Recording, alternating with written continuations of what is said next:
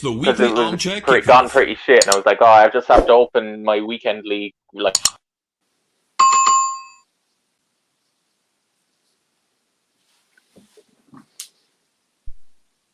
oop, Are we live? yeah, we're live, Yeah.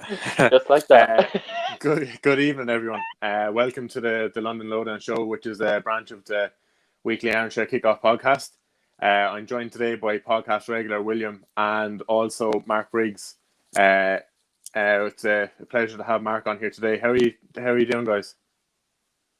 You first. I'm feeling quite good myself. It's been a decent day. It's been a decent few days of football for us, and yeah, I'm feeling good. What about yourself? I'm good, thank you very much. Unfortunately, we had a poor result last night, so it's been a bit of a dismal day. But hopefully we can go in and get a result against yourselves this weekend. We'll wait and see. Mm. Yeah, no, that's good. So basically, on this show, we're going to be previewing the Arsenal versus Manchester United game the weekend. Massive game for both clubs. But before we get into all that stuff, I'm obviously going to go to my club, London club. Just in the news of Frank Lampard getting the boot and Thomas Tuchel coming in. Like as a Chelsea fan, the past couple of weeks have been fairly tough with results and that. But it wasn't the results that concerned me most. It was the performances. Didn't seem like the players were playing right for Lampard. Just seemed like there was no plan there. I was dreading watching every game. But even the other night now with Tuchel coming in. I know it was 0-0. We kind of lacked the cutting edge, but he only had one training session there. But like there was a massive improvement in the press and counter press and everything. I think it's going to be a good few weeks for Chelsea fans. Hopefully we can turn it around and get a push for top four like Arsenal. Arsenal are looking like they're going to push for top four too. So guys, what was your opinions on Lampard going and Tuchel coming in, the whole situation? I'll go to you first, Mark. Um, I felt a bit unfortunate for Frank. I think he was dealt a very difficult hand. I appreciate the football wasn't what you wanted or expected. But I think that he was trying to bring in a different ethos Mm. and structure to the club. I think I was saying this the other day actually. I feel with Roman Abramovich at the helm, it's always going to be very difficult. Mm. And I feel that, you were very lucky when Mourinho first came in. He obviously was a manager that did have the pedigree, did know what he was doing, brought the right players in. Mm-hmm. And everybody that you were able to employ following that, you had the spine of your team there. Yeah, You yeah. had Peter Cech, you had John Terry, you had Michael Essien, you had Mm. Didier Drogba. Unfortunately for Frank, this was the first time where you didn't have that. You obviously Yeah. had your transfer ban. You didn't have that spine of the team. Looks like Spurs are 1-0 up, by the way. You didn't have the spine of the team, and unfortunately, he had to put in his own ethos and get the right players in. And as I said, he had that transfer ban. So, I think probably Frank took the job at the wrong time. I appreciate he hasn't currently got the credentials, but I think that Mm-hmm. perhaps in the future he might well do. And I Yeah. think it was a bit early for him. But I do feel sorry for him. After reading some bits from the Athletic the other day, I think he was treated. Um, Pretty unfairly. I know that he didn't have a great rapport with some of the players, which is obviously going to be a massive thing, but I think he was not treated the best. So I just hope he can go on, go and manage someone else and do a good job. You always like to see that in ex-players, regardless of who they play for, yeah. Yeah. Yeah. Of course. Of course, yeah. As a Chelsea fan, like obviously, I have massive respect for Lampard. If it was going to work out for anyone, it would have been Lampard that I would have wanted it to work out for. But like you said, maybe it was just a bit too early for him. I'm hoping to see him back there in future, maybe in years to come, if he goes away and plays his trade, and maybe come back for a second bite of the cherry. William, as an Arsenal fan, what's your view on the whole situation? Because obviously, it's looking like maybe Chelsea and Arsenal might be pushing for top four against, say, Liverpool or Spurs or them sort of clubs. So how do you view it? Personally, I was also disappointed to see him go. It was just one of those where you wanted to give him just a little bit more time. I mean, he Mm-hmm. was only there, what, a season and a half and one Mm-hmm. season with a transfer ban. He was trying to bring kind of a different culture and a different feeling into the club. And just to see him on his first poor run of form, just get the axe, and we know that is the norm of Abramovich. Mm.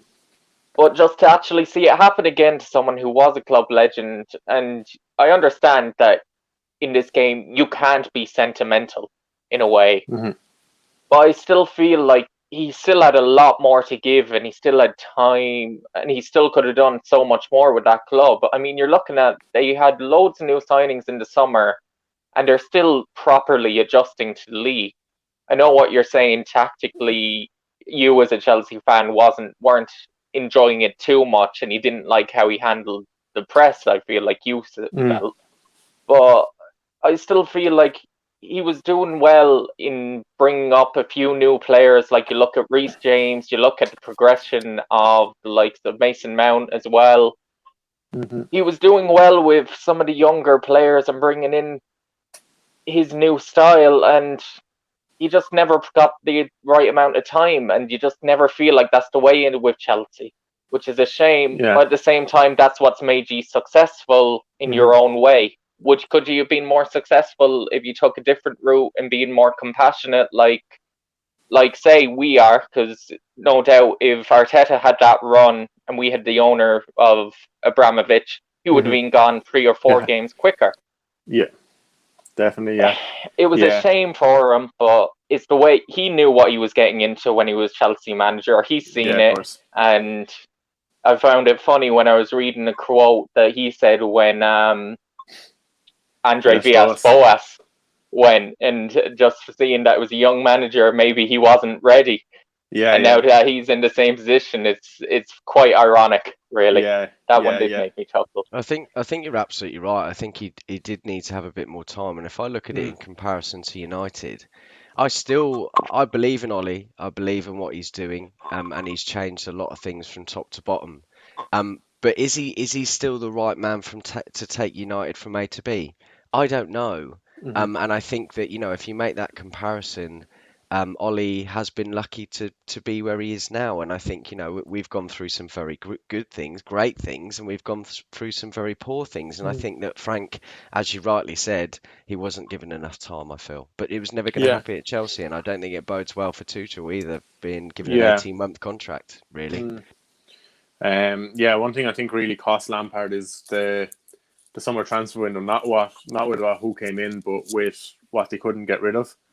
Having that size of a squad with like Alonso and Rudiger, and you could hear the inklings coming from the reports after he got sacked about who was doing what and who was kind of not feeling happy with him being there. But I just feel if we didn't have a COVID market and they shifted some of those players, he wouldn't have had as many problems as he did come mid-season.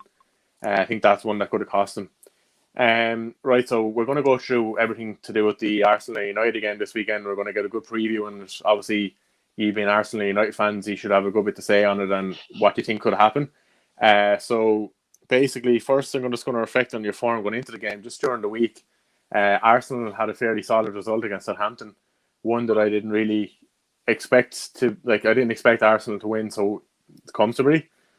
Thought it would have been a lot tougher. Southampton are playing very well, and then you have United, who have been flying recently, but obviously shock result last night. One that could actually give them a bounce back. You don't know at the weekend, but one that was very unexpected. I'll go to you, William, first on this one. Just what are your thoughts on Arsenal's recent results and how it's going to bode for them going into the weekend? There's no doubt that we've seemed to find the right type of balance in our squad for the last couple of games, for the last 6 games, basically. Because you're looking at our record in them 6 games, we've the second best Premier League record in the last 6 games, behind only Manchester City. We've won 5 and drawn 1. In there have been some, as I've said a few times, there have been some poor performances, but at least we picked up results. In that time, we've only conceded 2 goals.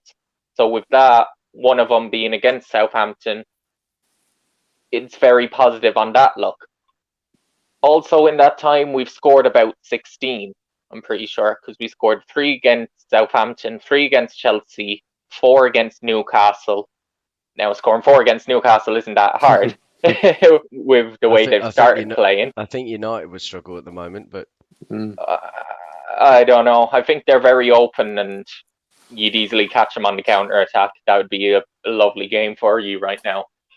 But yeah, in regards to our performances, I've been very happy, and it's been a lot more enjoyable when we've had specific players on the pitch. It's once there was one or two people will go down that we will be completely fucked. And you saw that in the FA Cup game.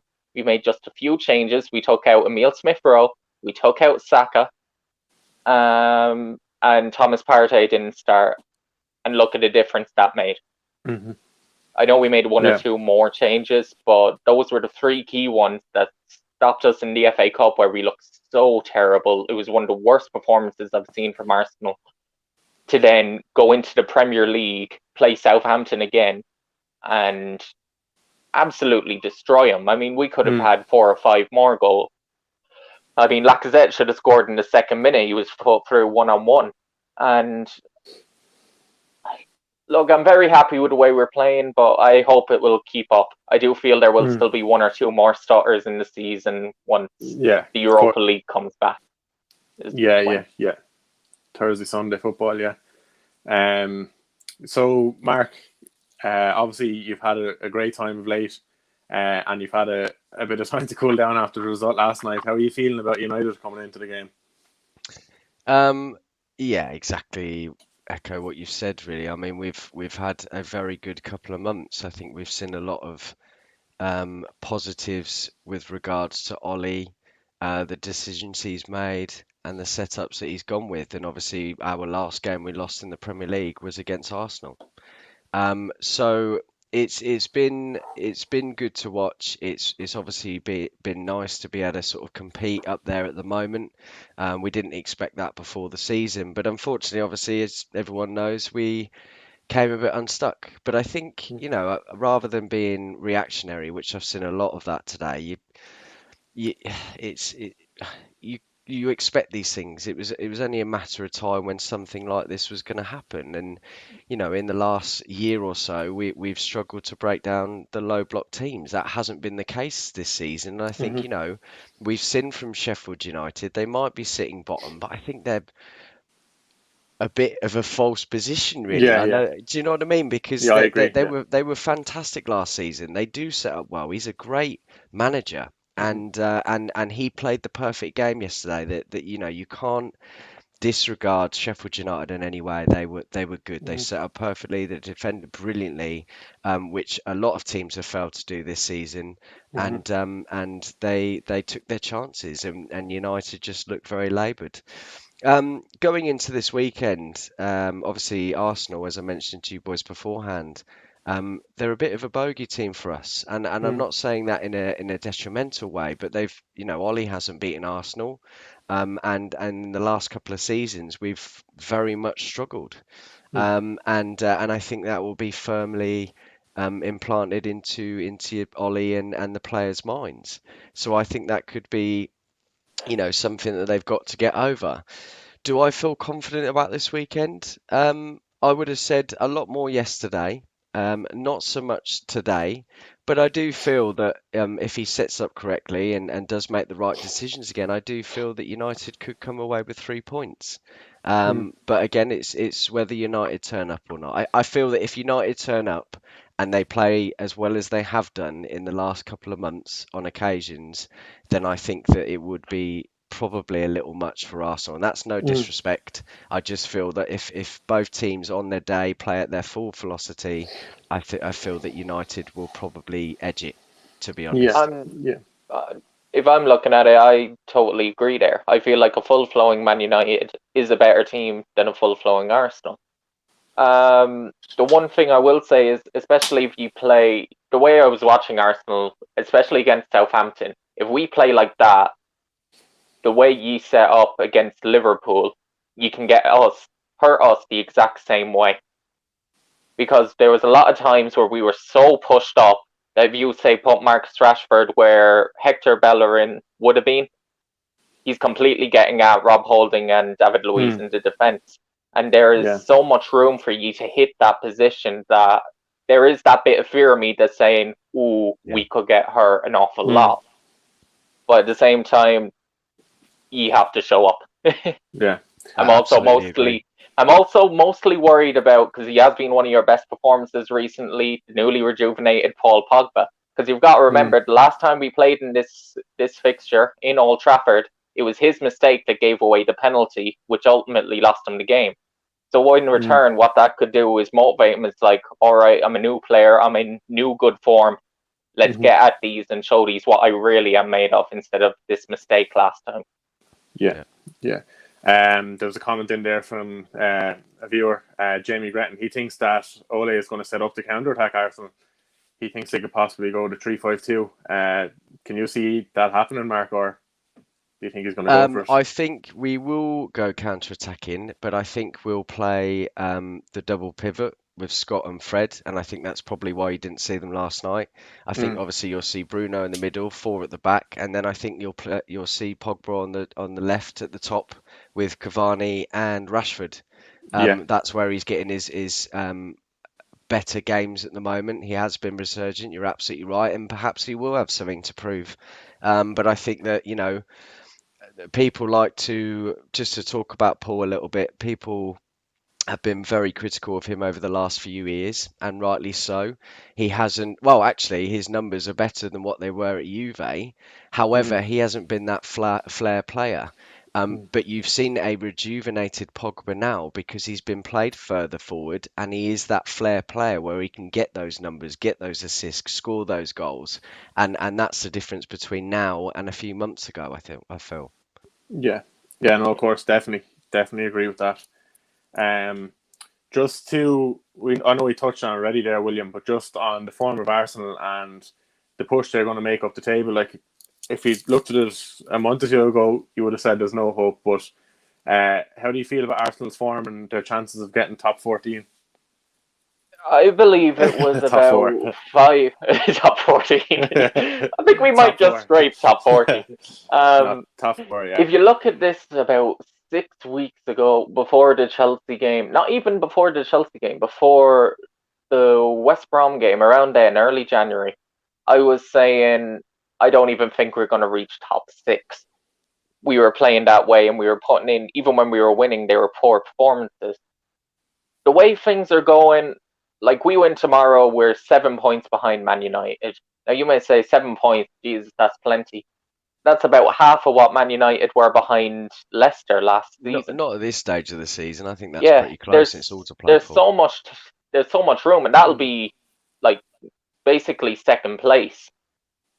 Now I know there'll be like somehow West Ham are in the top four.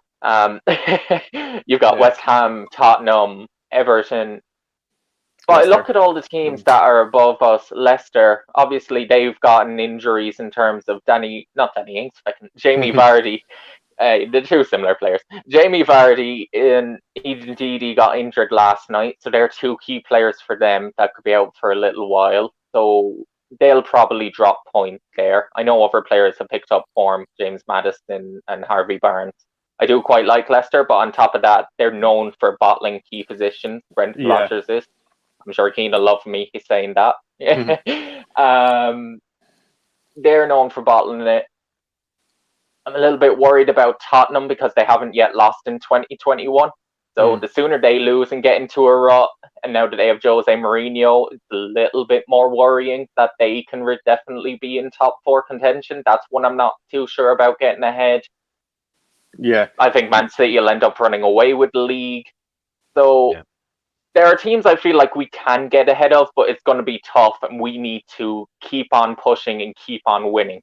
If you look at our next 5 games, we've got Man United, then it's Wolves, then Aston Villa. Um, I'm pretty sure then we've got Man City, someone else, Tottenham. Like our next 6 games It's a are tough run of what going to games. show us Mm. whether or not we can reach that top four level. Yeah, of course. Like you were I'm going to echo what you were saying there. Like when I'm kind of looking at Chelsea going for top four, not to be disrespectful, but I'm kind of like looking more towards like Liverpool and Spurs to try and get in ahead of them. I feel like the likes of Villa and Everton will eventually fade away. They will be in top half in that, I think, but they will eventually.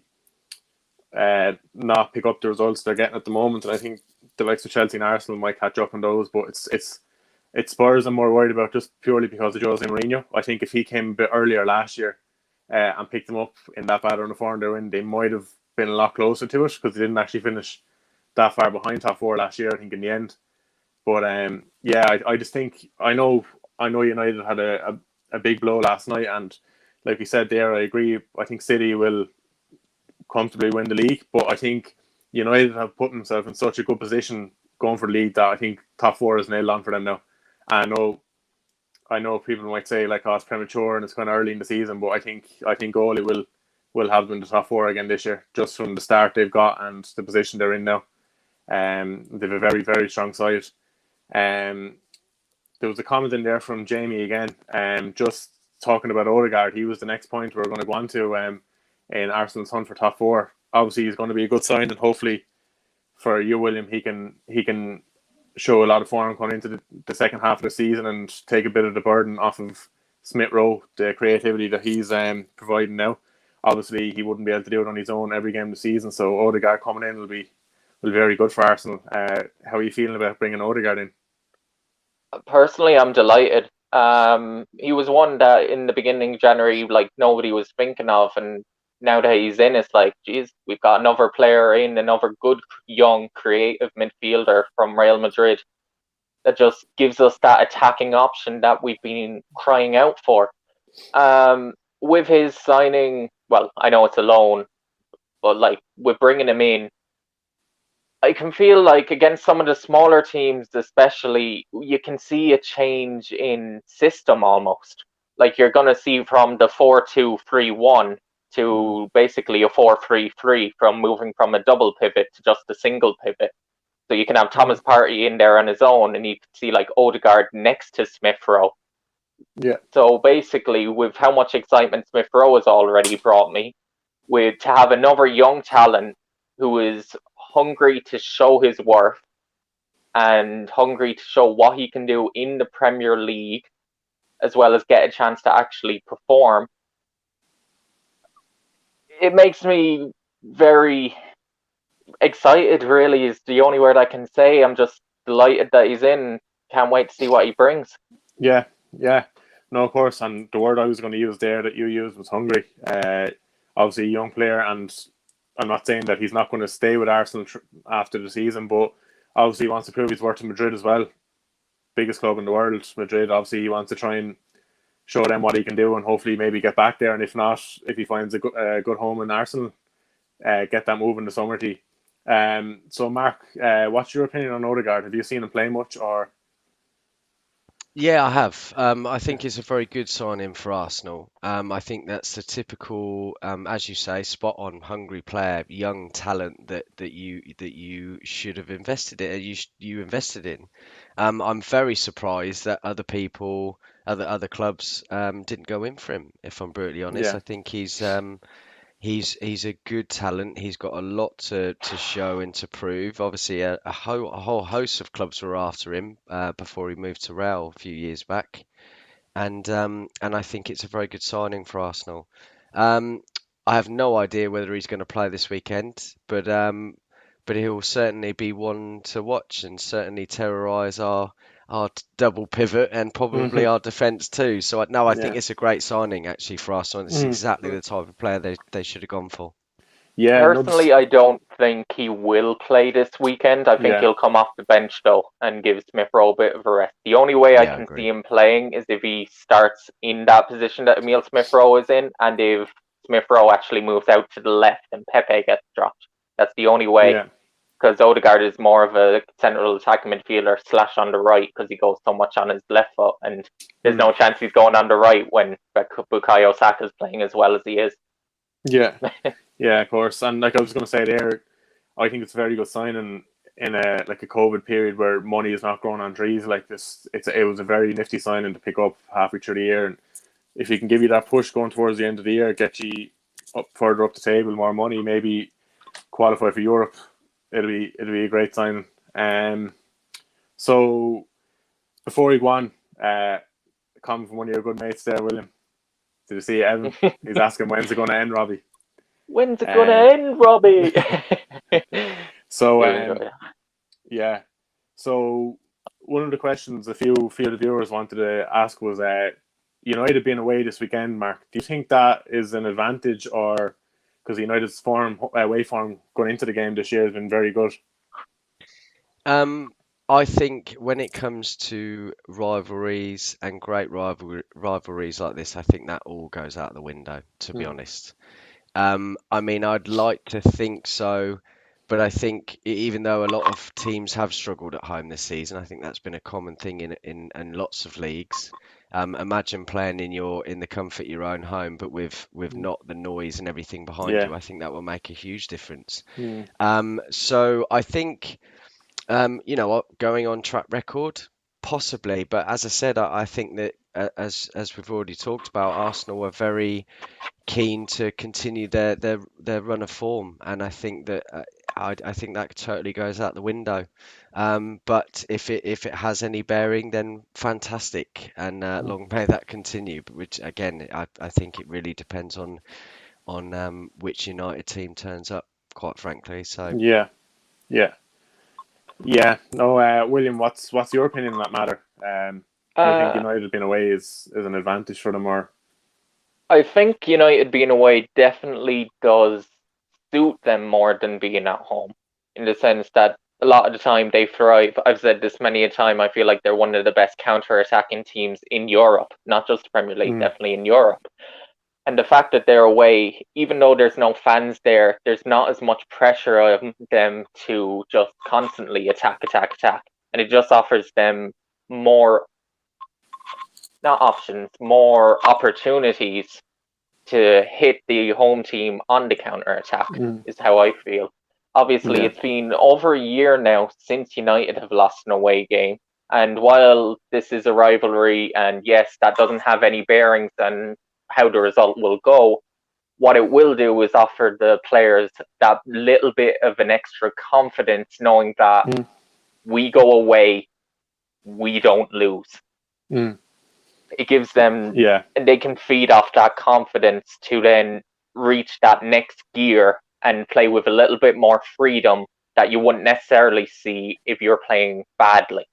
Yeah. That's how I see it. Because if you look at the difference between the home record and the away record, it's Mm. astonishing, really. Yeah. Because look at United's home record this year, you've won four, lost four, and drawn two, compared to having lost none away from home. Mm. Mad. Yeah. Definitely. Definitely. Yeah. I think a lot of us sitting at home, like you mightn't actually notice the difference that can make, but that confidence boost can make a massive difference going into games, and that bit of swagger and cockiness, hopefully, like for United, it will make that difference going into the game. Um, so over the years, there's been some very good fixtures between United and Arsenal. Obviously, plenty of goals coming, a lot of them, and when you had the Wenger versus Ferguson years there. So there's going to be a lot of memories a lot of people are going to have of the games. So Mark, being a United fan, what would be your favourite? Do you have a standout memory of these games over the years? First and foremost, I'm just going to mention that I've got a couple of Arsenal mates that I do talk to fairly often, and I think it's such a crying shame that rivalry really isn't quite the same. Mm. Obviously, we miss Alex Ferguson a lot.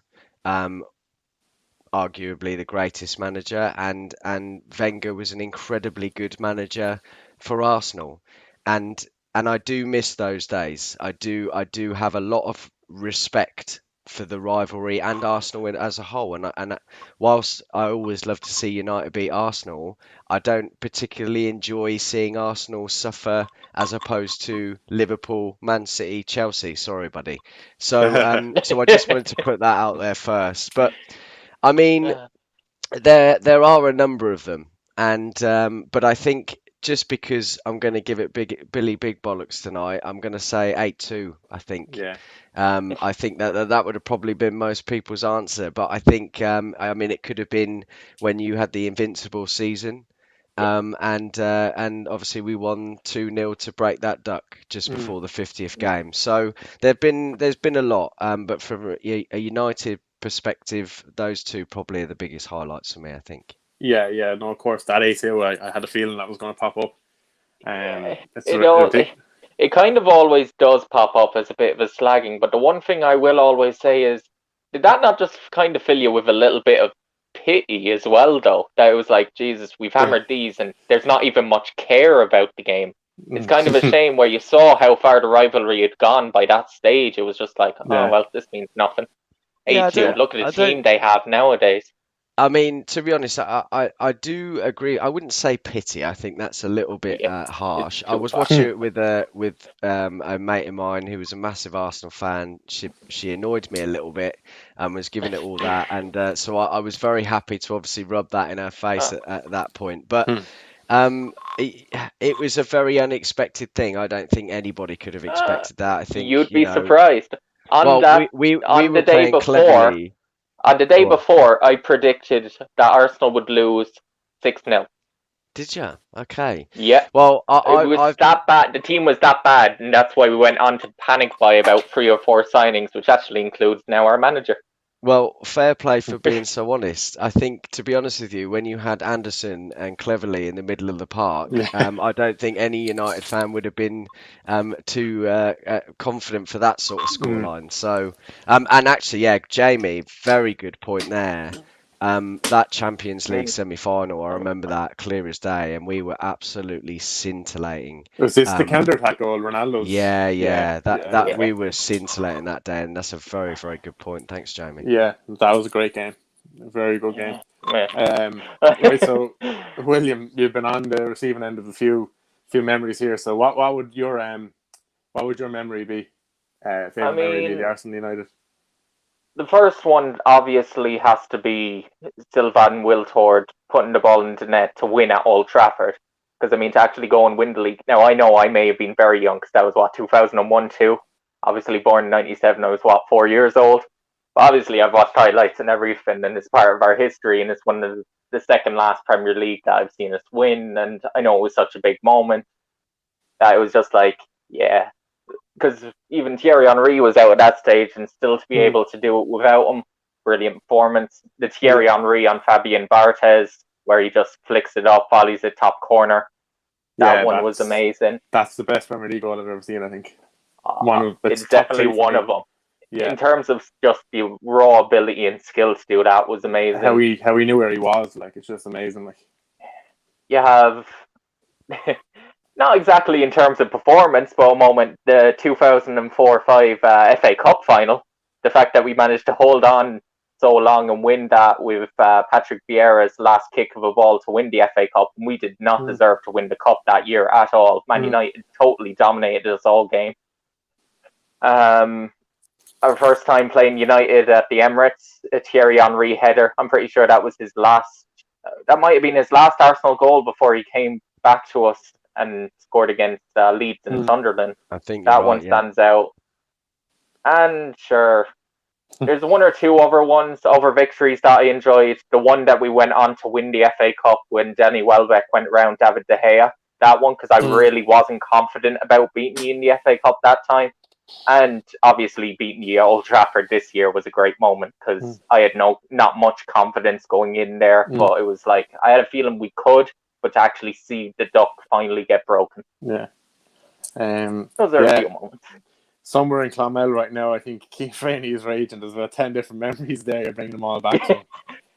Look, I can remember every victory against Man United. At the same time, I can remember plenty of heartbreaking Yeah, losses to Man United as well. yeah. It's one of those games you love to win, you I hate to I lose. can remember one time, it was United Arsenal. I think it was 1-1 in the end, and Ruud van Nistelrooy missed that penalty in the last minute. Uh, of And I course, can imagine how could I forget that must have been the a Martin huge elation Keown as well. Yeah. the Yeah, Martin Keown jumping on his back? Um, That's a great one as to back on yeah, that. as a neutral on United and Arsenal games, I think I kind of taken a bit of a different route to you and results. It was kind of when I was kind of understanding football first, when I was old enough to understand it. Just purely for the Roy Keane and Vieira battles. They're like I'd say my favorite memory of the Arsenal United game. Just seeing the two of them play the whole time. Like Keane, two of them are fantastic footballers. Two of them used to run the midfield. Like, but I just think we haven't seen much of what they bring to the table in the last 10, 15 years. We just don't see those type of players anymore, really, I don't think, to their level at least anyway. And just seeing their battles was amazing. That's kind of one of the things that made me fall in love with football at a young age. So that'd be my favourite memory from United and Arsenal games. Just to touch on something before we go on to any of the next topics, it's one for you, William and Mark. Evan Fahy has asked, what are your thoughts on the Greenwood and Saka debate? Who do you think is a better player, or who's playing better? I'll go to you first, William, because I know this is a bit of a touchy subject for you. Look, I'm in current form. I'm not going to say that Greenwood doesn't have the potential to have a great performances in him. I think he can be world class. I think he can be one of the best strikers in the world. Whether or not he gets that chance in the future, in the next few seasons, I hope to see it. I want to see him playing because I've seen last year, like, I watch plenty of football when I get the free time. I'm not doubting him. I know he's gone through a lot of personal stuff. I just like to see him on the pitch and perform. It's a shame that he got a bit of a stagnant season. Hopefully he can come through that. However, I'm very lucky to say that Bukayo Saka, I think, is currently the best teenager in the Premier League. He's got more goals than every other teenager in the Premier League combined, playing off right wing. From the right wing, he's played 6 games, he's scored 4, and he's assisted 2 in the last 6 games.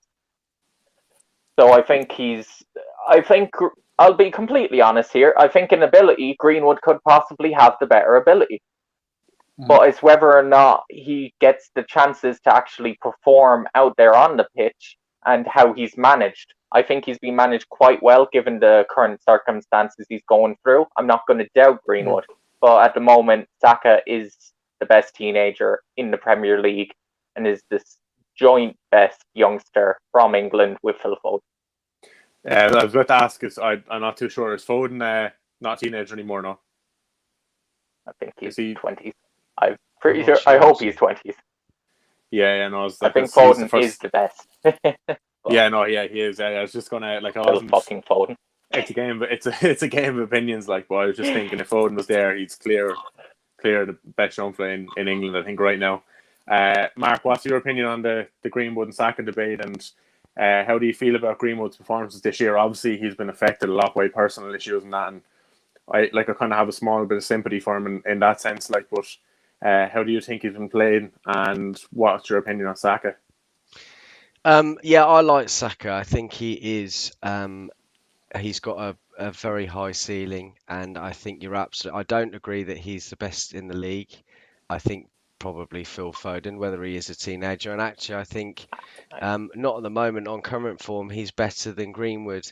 But I feel that, as I said, Greenwood's got a far higher ceiling, and you've also got to remember that he's being shoehorned into that right wing position. He's a number 9, and I think clinically, from a finishing perspective, he will be, and probably is, the best finisher at the club now, and he will be one of the best finishers in the league. So the sooner we can get him learning off Cavani, and getting into that number 9 role and a bit of confidence, I think he will be phenomenal. At least I hope. I think going on the back of last season, as an 18-year-old, 17 at the time, turning 18, and having such a great start to life at United and scored an unbelievable amount of goals, it's going to be very, very difficult. Your head's going to be turned by lots and lots of things. Obviously, he's had a very difficult summer. So to be able to hit the ground running and performing as well as that, it's going to be very difficult for anyone because you haven't got the experience behind you. Yeah. So I think that I'm not surprised by it. I hope that he can continue, keep learning. He's under the right manager for that, and I think that hopefully in 2-3 years you'll see a lot more, and I think he'll be one of the best. I think so. But I've got one question for you. Do you feel like in order to get a proper chance in that striker role, because right now you've got Cavani, you've got Rashford can go in there, but obviously Martial has been playing there quite a lot. Do you think Martial might need to leave to see him get a proper chance in that striker role? Or do you think it just will happen through injuries? I mean, Ferguson did it many times, didn't he? He brought through kids, and he always had 4 or 5 first team strikers that he was able to accommodate, switch in and out. Whether Ollie can do that, I don't know. I personally, listen, this is not a discredit to Martial. I love him. We know what he can do. But I feel that as soon as someone comes in, i.e. Cavani, he tends to subconsciously sulk a little bit and doesn't perform as well as what we see. And I don't truly believe really he's a number 9. I think really the only number 9 we've got at the club, barring Greenwood, is Cavani. Mm-hmm. So I really hope that I could possibly listen. I was asked this question the other day, and I've spoken about this a lot. I could possibly see Martial leaving at the end of this year. If I look at the man management that Ollie has, because he is excellent, I don't think I can recall too many times where Ollie has had his arm round Martial and having a bit of a joke and a laugh like he does seem to with every other player. Now, I'm not saying that he doesn't have a good rapport with him, but I just feel that if you look at the Lingard situation, okay, he had Ollie's confidence. He had a run of games. He was given a bit of time, and it was about 6 months before Ollie was like, right, enough's enough, and then he's been trying to move him on. And I think that this is the stage that Martial may be going for. And I think that Ollie's probably keeping a very close eye, and I wouldn't be surprised to see him gone. I think Greenwood will get his opportunity. You know, players do, young players do, and he will do. And he's gonna. I'm sure he's having. Cavani doesn't. He needs to train, but he doesn't need to learn anything. He's world class, Yeah. okay, and he's been there and done that, right? And I feel that Greenwood will be having one-on-one sessions with him most days. I think it's only a matter of time, and it could be an injury, it could be a suspension. Cavani will only stay maybe a year or two, and I think Greenwood will be able to step up and do it then. Yeah, and of course I can see Greenwood ended up in that 9 role, like you said, eventually. If that means Martial could be gone at the end of the season, I think a lot of United fans would be thinking so be it because of the ceiling Greenwood has and what he's capable of. But yeah, no, completely agree with the point you made there, guys. I think a lot of the guys in the live comments think very similar as well. So Shane has been asking, does Saka remind any of us of Giggs? Jamie disagreed with that now in the comments, but do you think there's any comparison between the two, Saka and Giggs? I'll go to you first, William. Just because Saka is one of your favourite players, and obviously you've seen plenty of Giggs over the years. It's hard to know because at times Giggs was different quality. Do you think Maybe a Saka, little bit, but do you think Saka will have more goals in his game than Giggs did, maybe? Or that is the one thing that Saka has needed to work on that he originally didn't have. He created a lot of chances, but he started to get into the goals. I'm not sure if he's got that not ruthless finisher, because again he's a wide player. You don't always have ruthless finishing. I think he'll have an above average finishing type for a wide player. I'm not sure. Look, he's 19. It's hard to know if he's going to reach that level. Yeah. Like, the thing that I think about Giggs is like he was so consistent in that, but I can kind of see a small bit where Shane is coming from, the fact that I just think, like, with Saka, you're going to, like, every time I watch him, I don't think you're ever going to get a bad game, but you mightn't specifically get like a world-class game at him, but you'll always get a solid performance, and I think Giggs always offered that as well. That's what I can see, the comparison with Saka and Giggs now. But Mark, what's your take on that question from Shane? I think Jamie has given me the answer, to be honest. I think if you look at them at Giggs in his younger days, I do feel that they probably got a very similar style of play. There's no doubt about that. But as Giggs matured, as Jamie said here, he could play anywhere. And for me, could he play left back? You know what? I don't think I probably could as well, to be fair. I think knowing Ferguson and how we set up against you with about 8 defenders that day, he probably could have. So no, I listen. Ryan Giggs, and I don't think enough kids will appreciate it these days. He was one of the best players to grace the Premier League, and I think it would be very difficult for me to say that he could reach those heights of Ryan Giggs. Okay, Hmm. but there's no doubting in his ability, and I think he's a very good player, and I just hope that continues for him. Yeah, yeah, of course. Another comment there from Evan, just talking about Billy Gilmore there. Um, just from watching him play with Chelsea, like over the last while, I know he hasn't played so much, but in my view, he's the potential to be one of the best young players in England. I think he's absolutely fantastic, and it's not just his ability; it's his attitude towards the game, and I think he does everything he needs to do so simply, and just keeps everything simple and does it all so well. Over the last few days, we had these conversations about Saka and Greenwood and the best youngsters in England. The reason I didn't actually bring Gilmore up into those was the fact that I've been hearing like Chelsea might be loaning him out for 6 months, just because he's going fighting for his place in the Euros with Scotland, trying to get in that squad. But now, from Thomas Tuchel's first press conference today, is unveiling. I'm very confident that he's going to keep Gilmore at the club after seeing him, and I I think he think literally. Go on, yeah, go ahead, William. I think there's one thing I'll say with Gilmore. I think it's a bit of a shame that he got injured when he did. If he Yeah, didn't, I think you could have seen a lot more of him. He's definitely a yeah, young lad that had a lot of qualities that you saw in the few games he played last year. It's just yeah, unfortunate the injury could just kind of stop him. yeah. Hopefully he kicks on again.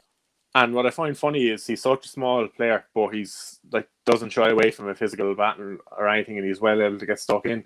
But like I was going to say there, with Tuchel's system, he plays with that pivot. I think that'll actually suit Gilmore. Obviously, I'm not going to compare him quality wise because Marco Verratti is one of the best centre mids in the world consistently over the last 10 years. But like he has that similar play style and similar way about him where he can hold the ball and like he's well able to get stuck into a tackle and that. And like the one thing that I'd favour Gilmore over like the likes of Jorginho and that for is every time Gilmore gets the ball, he looks to take it forward. I think that'll suit Tuchel's play a lot more, but Jorginho is kind of like a lot of Yeah, sideways agreed. passing and playing it back the way. But as soon as Gilmore gets it, the head is up to go forward. But I think I think Greenwood and Foden and like I think Reece James is in the same bracket as them have a lot of a higher ceiling. Just the positions they play, kind of, it's look for a lot more than what like Gilmore may not get the recognition he deserves from what he does. He just does a simple job, but I think he's as talented as the rest of the players that we have mentioned. And I'm just hoping that they keep him for the rest of the season and he gets his game time. Um, so yeah, that was a nice conversation about the younger players in England, and like obviously we all know the potential they have, and I know they're playing for rival clubs and not my club, but I would love to see all of them hit their potential. It'd be good to see them playing week in week out in England. Yeah, Um, I totally agree with that. Would be great. yeah, no, Good future. Future's bright for England. I think there's a lot yeah, of good players coming through. Very. yeah, and equally, thing I'm actually noticing is like literally, I think most of the top managers in Europe are in England now, so hopefully that can help a lot of the younger players and they're getting trained by those coaches. Yeah. The only thing they need England in the future is to get rid of Gareth Southgate. Yeah, 100%. Yeah, That's I'm my sure that opinion. I'm sure that might happen in the near future. Just we're on about managers and picking teams and that. We're going to go on to a section where we're going to put in our combined 11s. This could be interesting. It's usually an interesting topic on podcasts when you're listening. A lot of the viewers like to hear your combined 11s and stuff, but I'll go to you first, William. Hello, lads. You can just take us. Here he is. Keane's in there now. He's in to give his combined 11. Are you, Keane? I am. Yeah, yeah. Look, No, I like I was saying, I'll go to William first. If you just want to take us through from scratch, even the formation and what players you picked, and if there's some of them that you think you have to give a reason or you have to back up, work away, like just given. I get you. I'll play like the 4-2-3-1. I think both teams have been using that recently.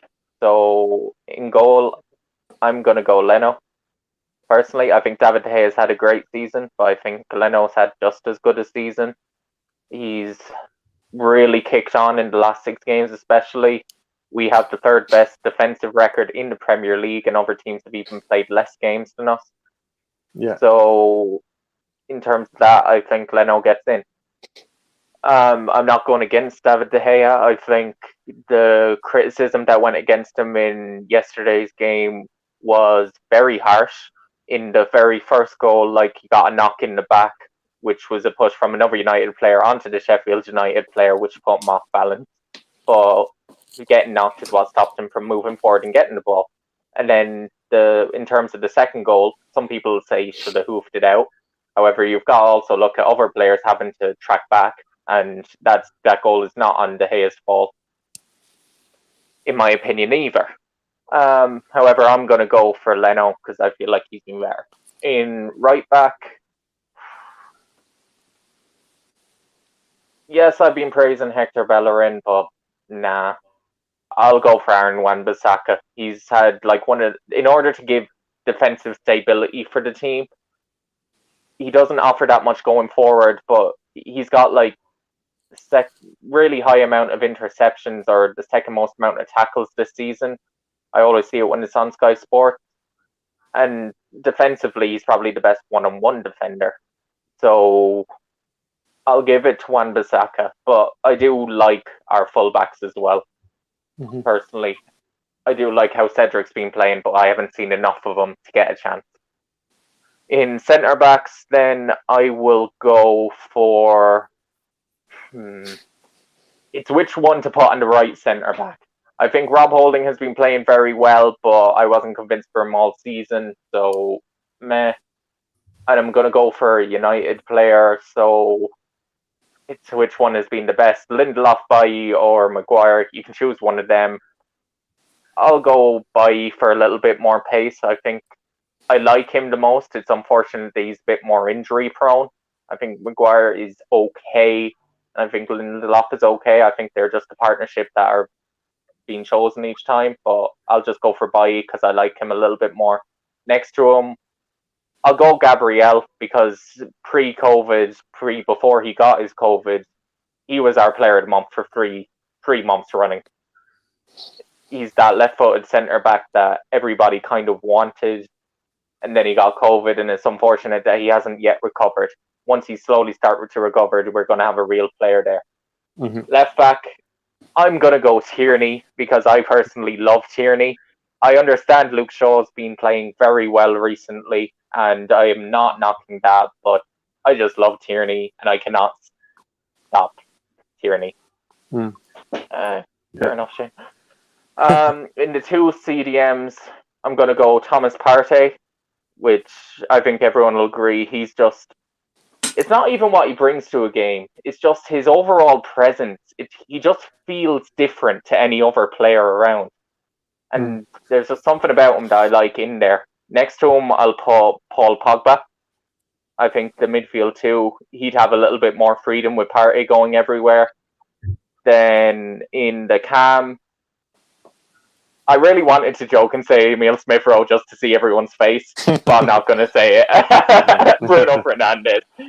Bruno, all day. Come on, he's been the best player in the Premier League last year. I came so close just to see the reaction. I'm going to put Bruno in there. I think on the left-hand side, I'll put Rashford on the left, Cavani up top, and Saka right wing. That's how I feel, because I think Saka's been one of our best players, so I think he has to play there. I think Rashford's got a great high ceiling, and I think Cavani is better than Lacazette or he brings something different, and I think in this team that's what he would play quite well there. Yeah. He's got more experience, he's a better goal scorer. What Lacazette's better at is holding the ball up slightly, but I think Cavani is just about a better player. But I do like Lacazette. Yeah. So yeah, that's my combined 11. Yeah, no, it's a fairly solid and now team. for a combined 11, there won't be that much combined. I think what I'll do is I'll go and do my 11 first, and we can go with the two United boys then, see if their ones differ much. I'm sure Keane will have a few controversial ones in there, so it might differ, I'd say. So basically for mine, I changed it up a small bit. I just went for a 3 at the back. I think both teams have personnel that can suit it, and I'm not sure when both teams are playing two centre backs. I'm not sure if they're that solid. I don't know, but I went for Leno in goal. That was a toss up between Leno and De Gea. If you asked me this a couple of days ago, I might have went for De Gea, but it's just after kind of the game in the yesterday kind of has that element creeping back in my mind that he has that mistake in him still. Like, and I know Leno had one or two in the past, but he's been very solid this year. Then the three centre backs. So on the right side, I went for Boy. In the centre, I went for Gabriel, and then the left centre back, I went for Luke Shaw. To play Luke Shaw on the left, he's actually been very solid in the last 6-7 games.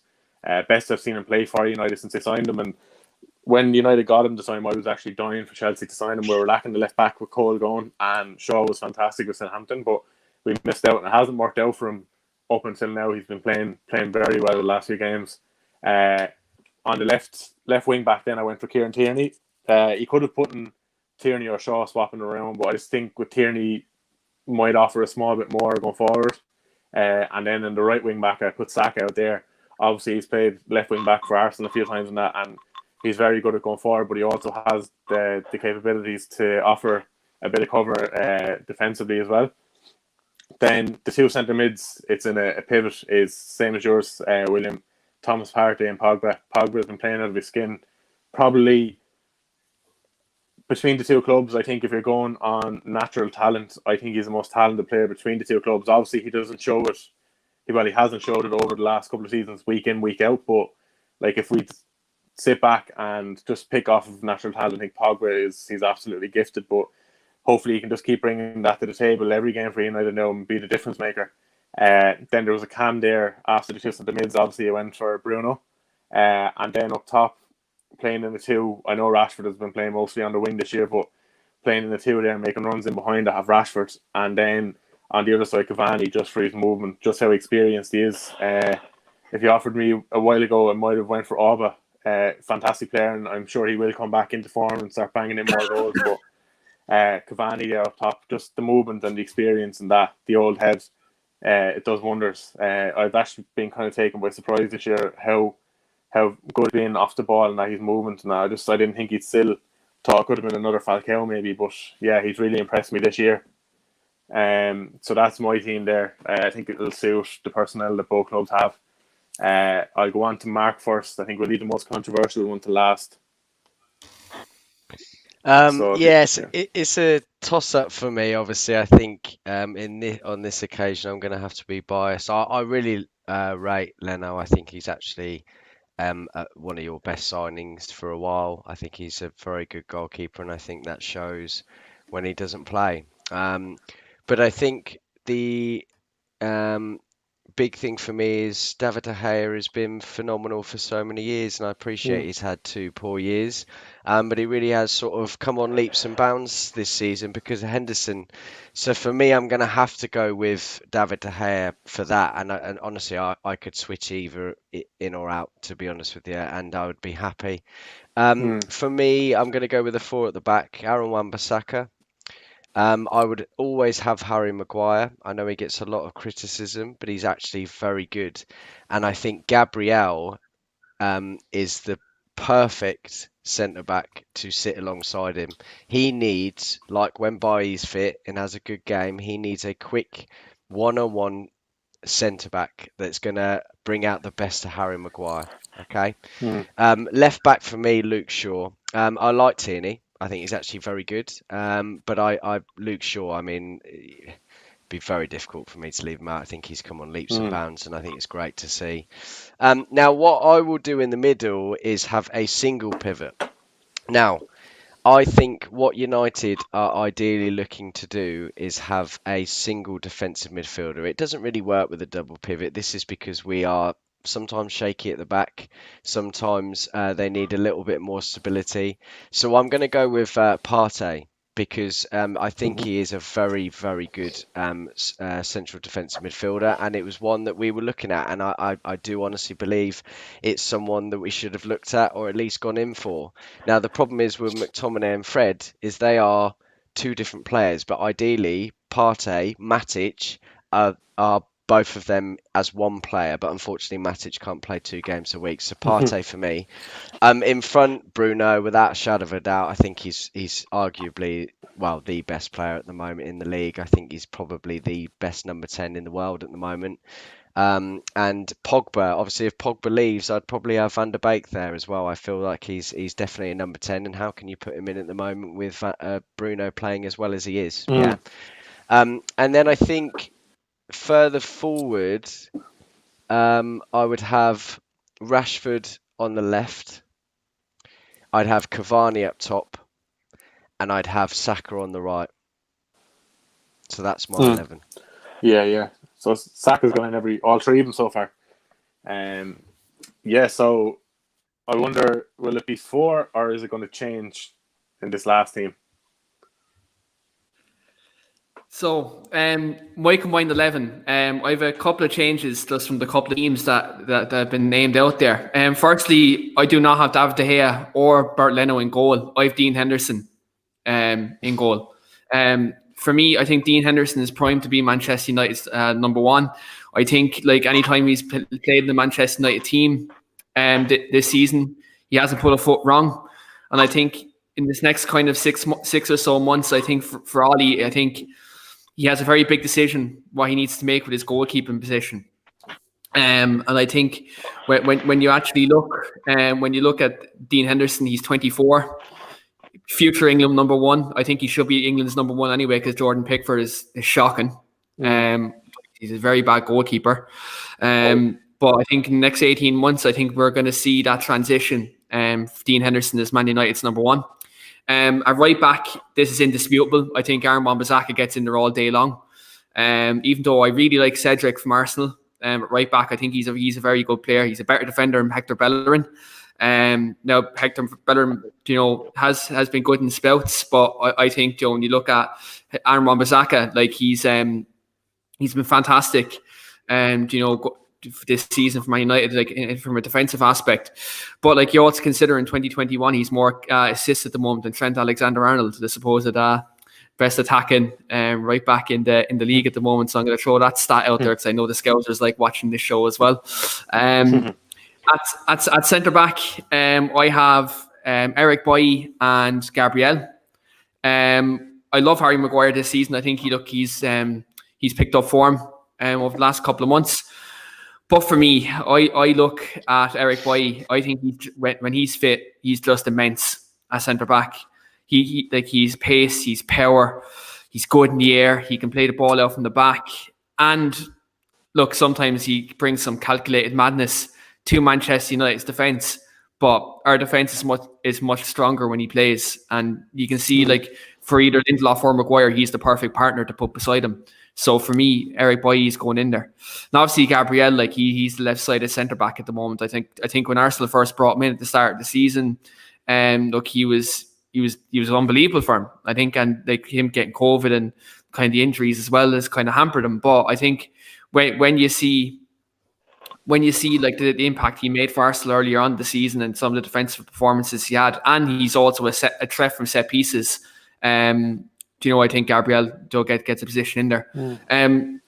Before I get to left back, I just want to put this out there. I really do rate Kieran Tierney. I think he's fantastic for Arsenal. I saw 25 million from Celtic. When you look at it now, it's a bargain because I think Arsenal have their future captain. Yeah, I think when Aubameyang leaves, I think he's going to be Arsenal captain. That's just my opinion. I think Kieran Tierney will be the captain of Arsenal when Aubameyang leaves. But for me, the best left back in England at the moment, Luke Shaw. I think he gets in there. You seen yesterday, even against Sheffield United yesterday, the difference in Man United's team when Luke Shaw is not in the team. You can see it from a mile away. You seen when he came on the pitch yesterday, he was much more direct than what Alex Telles was. You seen from a defensive aspect, he's a much better defender than what Alex Telles is. And when you taking away the Spurs game this season, I think Luke Shaw is like there behind Bruno Fernandes is one of Manchester United's most consistent performers this season. And the fact he can play left back and left centre back and he's done a job in both positions, I think Luke Shaw gets in there for me. Even though, look, I'm not taking that away from Kieran Tierney because he is a fantastic defender, fantastic left back, and kind of sickened in a way. He has an Irish name and he's Scottish. For me, I love him to be left back for Ireland. You know, he's that good of a player.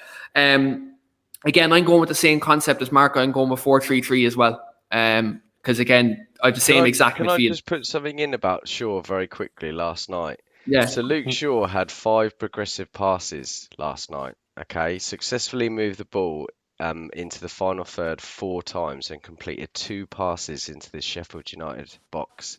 He was only on for 9 minutes. Unbelievable. Yeah, when you look at that level of play from Luke Shaw, like he's proved, like, I think in the last kind of 2 years, he's proved to be a good defender. I think one very important thing about Luke Shaw is when he has competition, he thrives. Like, you look like last year when Brandon Williams came in, Luke Shaw started to pick up form. You looked when Jose Mourinho and kind of Ollie were both playing Ashley Young as left back. You've seen Luke Shaw pick up his game and he started to pick up form. And now you're seeing, since Ollie's kind of brought in Alex Telles, you're starting to see the best of Luke Shaw again. So the more he's motivated by competition and he continues his form, I'm all for it. Do you know what I mean? And like, Alex Telles is an all right left back. And Sean actually made a great analogy last night about Alex Telles. He's kind of similar style to what Marcus Alonso would be. A similar style to what Marcus Alonso would be. Very good going forward, but kind of lacking, defensively. And I think when Sean made that analogy last night, it kind of I agreed. Like, I think he is that kind of player. When you look at the midfield, then look, I'm just going to go quickly to midfield because there's no debate. Partey, he's the whole of midfielder United needed. I said in this show on the Man United show on the weekly armchair kickoff back in the summer that he's the midfielder Man United should sign.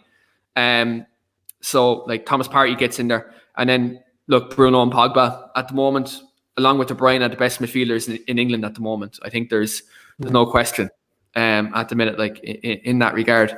They're the 2 midfielders I'm putting in there.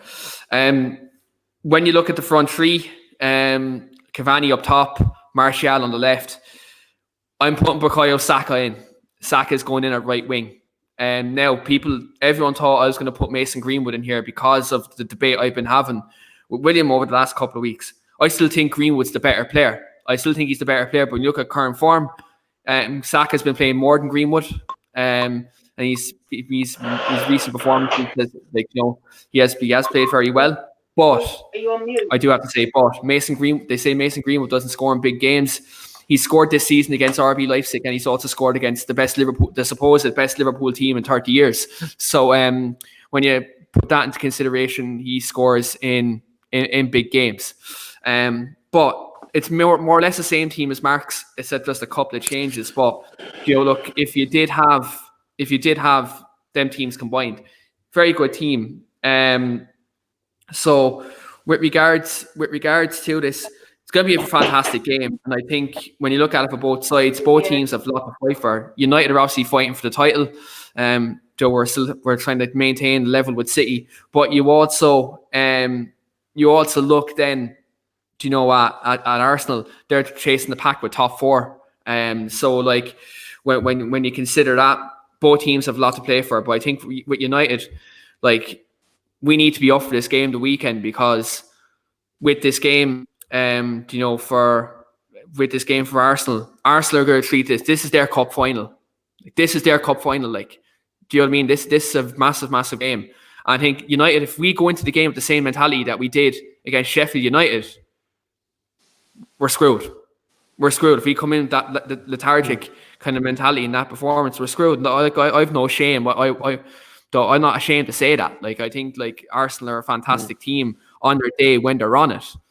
Like, but for me, part of me really wants Arsenal to go for it, because if Arsenal go for it and go all out attack, that counter attack for us, like it's there for us. But very excited for the game of the weekend. Somehow or another, I don't think Arteta will go for it all out. But I think it's going to be.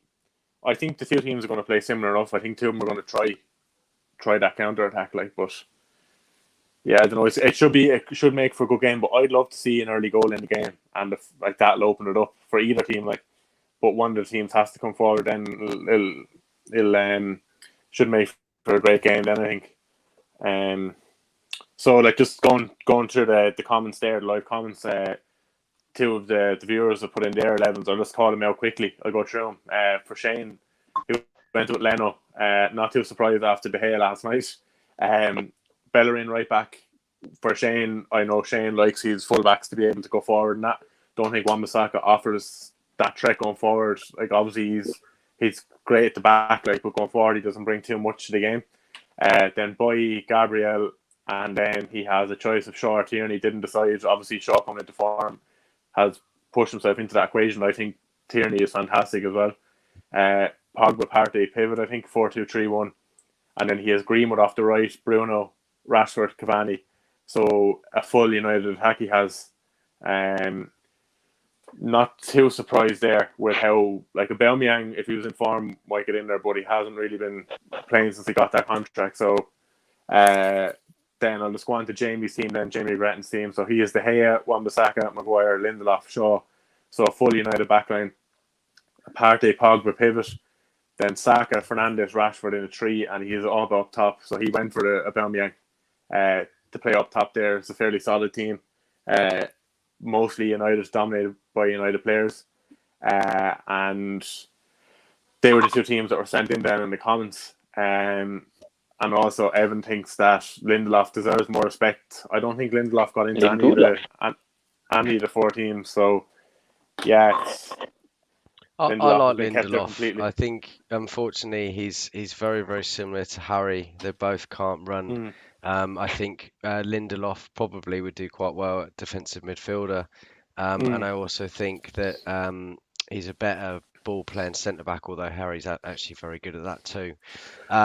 So for me, I think when you spend £80 million, I had to put Harry in there.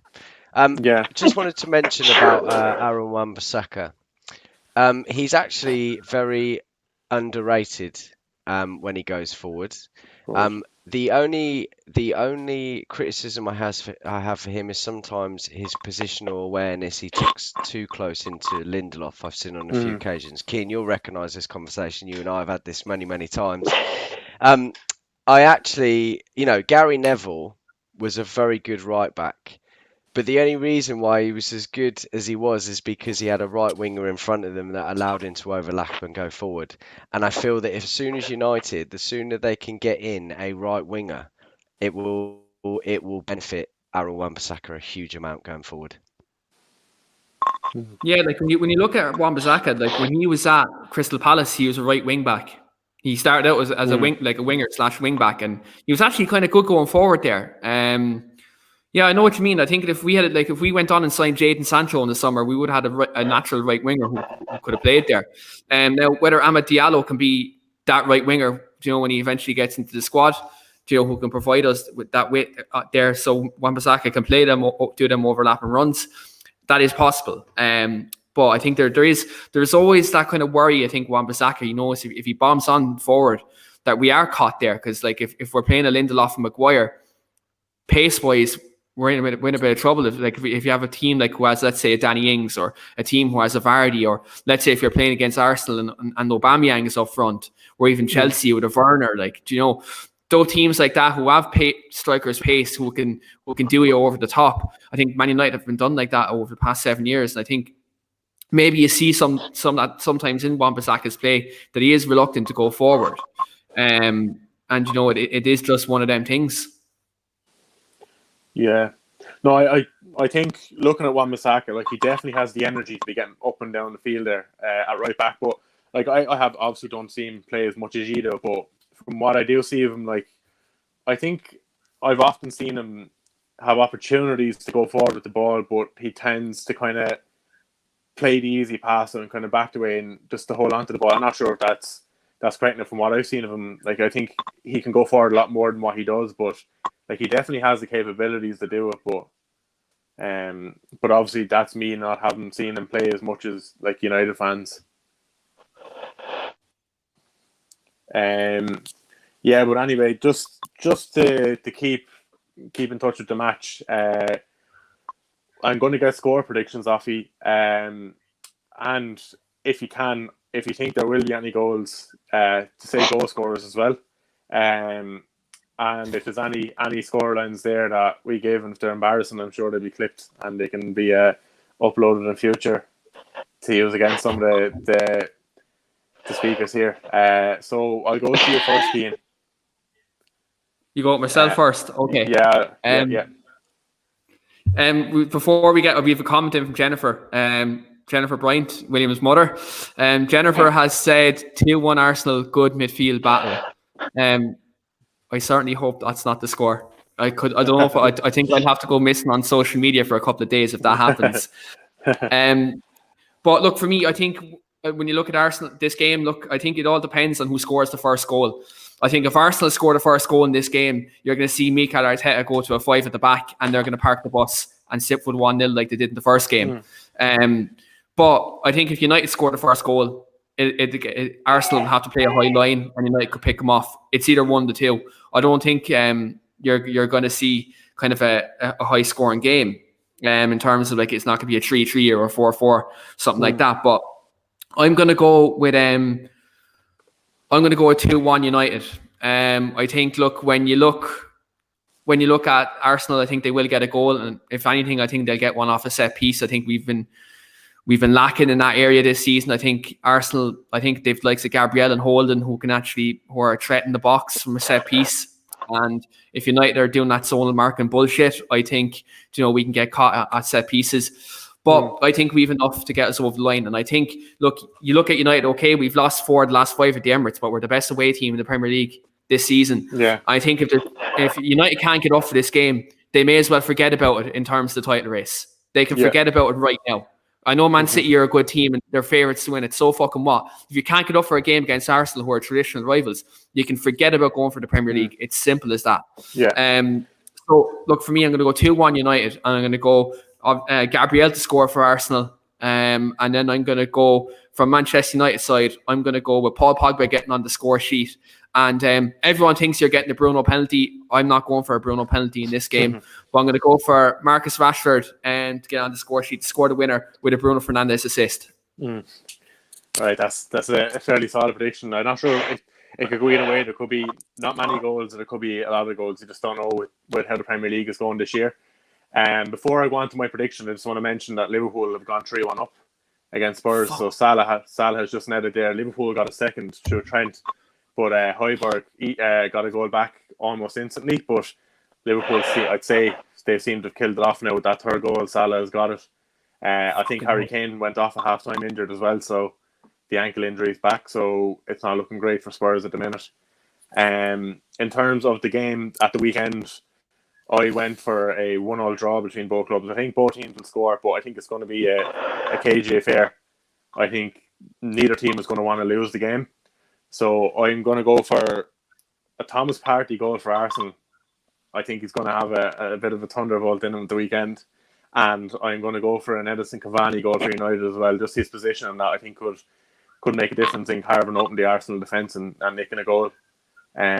So I will go on to you next, William. We'll save Mark for last, but I'll go on to you. William, what's your prediction for the weekend? For some reason, part of me thinks that there is a possibility of a 0-0 here. Everyone's saying there must be goals, but there is the real opportunity of 0-0. I'm not going to predict that. I'm going to predict 2-1 to Arsenal.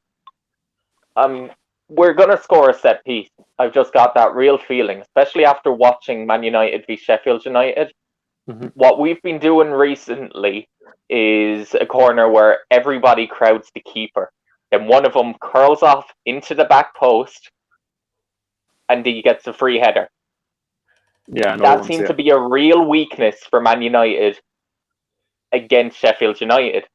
So I feel like whichever centre-back is playing, whether it be David Luiz or Gabriel, please Gabriel, because I'm really worried about David Luiz at the moment. I feel like he'll curl off into the back post and he'll get the header into the net. I feel like it'll finally work for us. Because we've made it work, but the defender that's always there has just managed to either header it wide or header it over or header it softly back across. But it's been do it a lot now. Kind of working. I feel like that's a real area we can expose and actually hit. And I feel that will be our goal. your goal will go through either probably a mix of fast moving and a counter attack through Marcus Rashford. I think he'll end up getting the goal.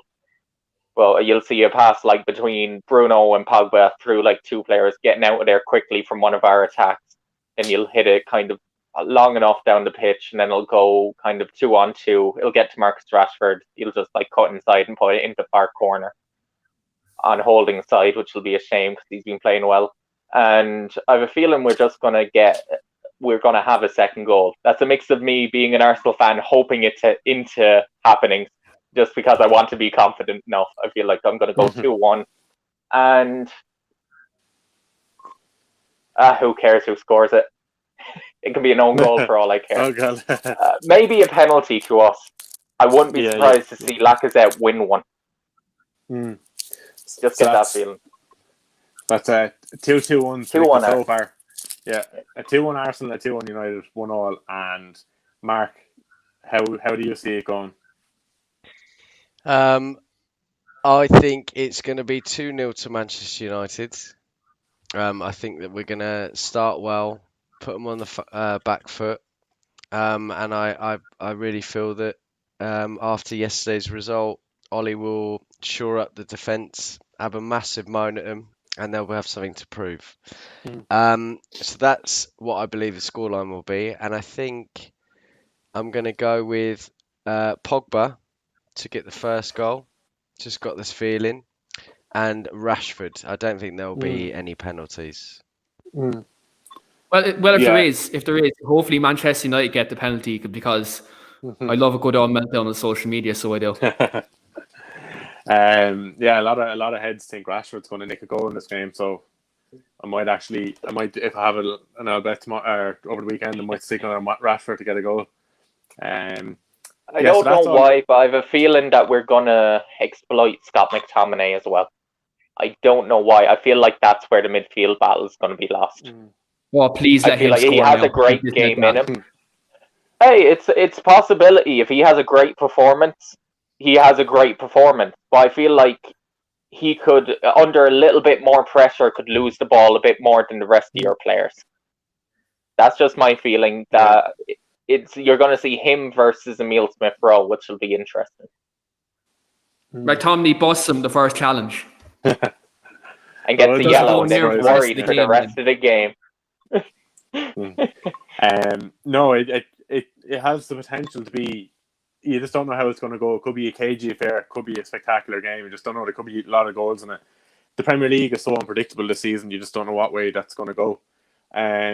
So like we've gotten through most of the talking points of the game, what we're going through for the game at the weekend, and we've got all the preview in. I'm just going to go to you, Cian. Do you have any more content that we've coming up that you can let the viewers know about, or keep them updated on the channel? Yeah, so we are back tomorrow, and we are joined by lead Marc Judges from Arsenal Fan TV. He is joining me on our United show, and Devil's Advocate tomorrow, along with William, and we will be previewing Manchester United versus Arsenal from a Manchester United point of view tomorrow, and also we'll be chatting to Lee about his own his own podcast as well. So he will be chatting about all of that tomorrow. And then we will be also obviously reviewing the Sheffield United game as well from a Man United point of view, because we have a lot to talk about, things to break down. And also, just to say on the show as well, we will be back next week as well with the London Lowdown as well. We'll be breaking down all the London clubs fixtures next week as well. And also next week coming up, our MMA pod is back as well. So we are going to be previewing the upcoming fight between Jan Blachowicz and Israel Adesanya. And also we will be looking back at Conor McGregor's defeat against Dustin Poirier, and where does Conor McGregor go from here.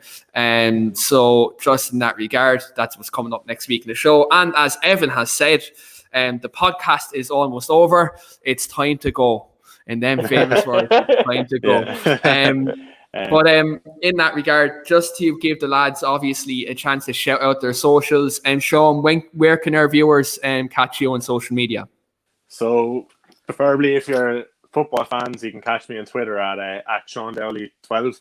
Ignore the second name. It was my old name before I changed it when I was younger. Yeah, but the handle is at SeanDowley12 if you want to get me on Twitter for some dodgy footballing opinions. Yeah, if you want to go on to one of the guys now for their handles, and just want to say thanks to William and Marc for coming on. It was great talking to both of you tonight. Yeah, no problem. Yeah, and at all, William, mate. where Thanks can our very viewers much. catch you? And for all things, basically just a few tweets about Arsenal, a few tweets about football, and every now and again you might get a look at my jamminess of my red picks on FIFA. That's right, I did get Neymar this week. Take that in. Is at Willie Chili Bry. Yeah, and William Bride 16 if you want to follow on Instagram too. You never know. And Marc, where can our viewers catch you? I know you're doing a lot on the broadcasting side along with myself. Yes. So obviously Twitter handle's quite straightforward at Marc Biggs. Obviously if you want to look at a load of Man United stuff, obviously. So Keane and I do a lot on All for United. So you can find them at youtube.com/All for United. Really good channel. Very down to earth. And yeah, some really good stuff. So.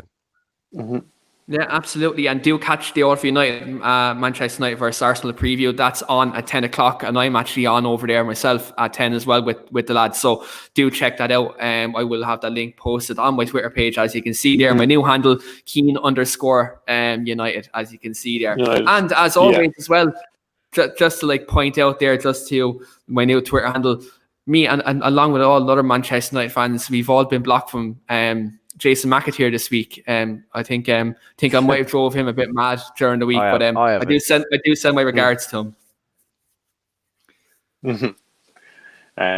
Just before we head off anywhere, it is actually gone 3-1 to Liverpool now. Sadio Mane has scored, so that's looking like a foregone conclusion now. Liverpool are picking up the 3 points. Yeah. So anyway, at least now I can say that Tottenham have lost in 2021. It's the first for everything. They've looked poor tonight, to be fair. Yeah. Anyway, guys, absolutely brilliant talking to you tonight. Thanks for coming on. Really appreciate it. No, thanks for having us on. Honestly, good fun. And we'll have to have a chat again after the weekend's game. But no, thanks everyone. It's been good. Thank you very much. Thanks very much, lads. Cheers. Thanks, guys. Yeah. Thanks. Good night.